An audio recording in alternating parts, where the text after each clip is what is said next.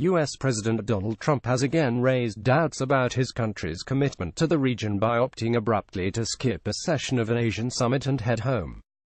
Trump had been expected to wrap up his marathon 12-day regional tour by attending the main session of the East Asia Summit in Manila on Tuesday, a gathering that was dominated by discussions on North Korea and trade. But Trump left for home from the Philippines after a lunch with other state leaders because meetings were running about 2 hours late. The U.S. president said on Air Force One that he delivered his prepared remarks during the lunch instead of the summit meeting. U.S. Secretary of State Rex Tillerson would attend the main session in his place, a senior White House official said. Trump's absence marked a stark contrast to the previous U.S. administration of Barack Obama, which often reassured its allies of its commitment to the region. Trump humbled in China as Beijing visit underlines the New World Order in Asia. Xu Liping, a Southeast Asia specialist at the Chinese Academy of Social Sciences, said Trump probably skipped the summit because he did not think the U.S. could benefit from close ties with the Southeast Asian nations represented at the gathering.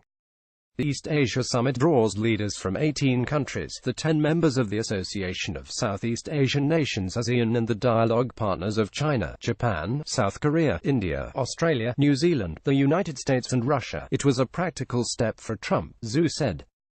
Now there is a big question mark over his attendance at future meetings of ASEAN. Xu said Trump's lack of interest in Southeast Asia would likely force ASEAN nations to look to other powers to contain China. The strategy of balancing China through the U.S. is losing its effectiveness.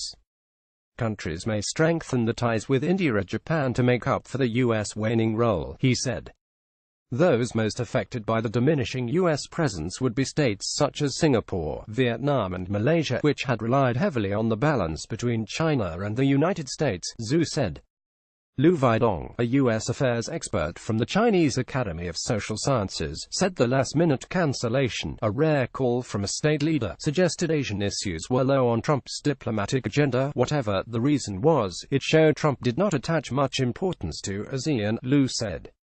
But since Trump often acts surprisingly, people are more likely to forgive him. Wary China on Quad bloc after officials from US, Japan, India and Australia meet on ASEAN sidelines despite Trump's indifference. A strong Washington establishment would push for his administration to maintain the U.S. presence in the region, Lu said. Trump only cares about short-term interests, but the establishment will not allow him to withdraw the U.S. from Asia, he said. Even if the U.S. decides to cut its involvement, China does not have enough influence to fill the gap. ASEAN countries are skeptical of China in terms of security. Despite the early exit, Trump described his tour as fantastic, saying he made a lot of friends at the highest level, and the trip generated at least $300 billion in deals for the U.S., mostly with China. We've explained that the United States is open for trade, but we want reciprocal, we want fair trade for the United States, he said. Earlier in Vietnam, Trump said he would still stick to his America First approach, claiming other countries in the region had thrived at the expense of the U.S. Those leaders who did attend the East Asia Summit focused on North Korea, the South China Sea and trade. Chinese Premier Li Keqiang said on Monday that China agreed to start talks with ASEAN on the fine print of a code of conduct framework for the disputed waters, saying it would be a stabilizer for the region. South China Sea calm not taken for granted by ASEAN nations, summit draft says on Tuesday night. Philippine President Rodrigo Duterte described China as gracious in agreeing to start the negotiations.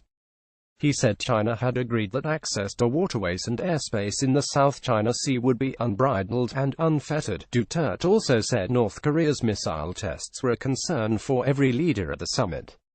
Pyongyang, he said, was toying with bombs. Duterte said nobody could afford to go to war whether in the South China Sea or over North Korea. We can't fight to start a war. With the North Korea crisis looming ahead, there are dark clouds. We'd better pray, he said.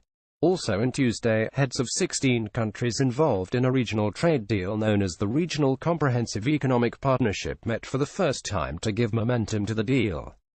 But the agreement is still up in the air, with Japan managing to pull 11 member countries to sign the rival Trans-Pacific Partnership deal, which the U.S. has withdrawn from.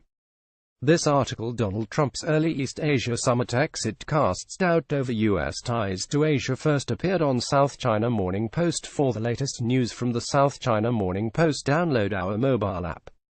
Copyright 2017.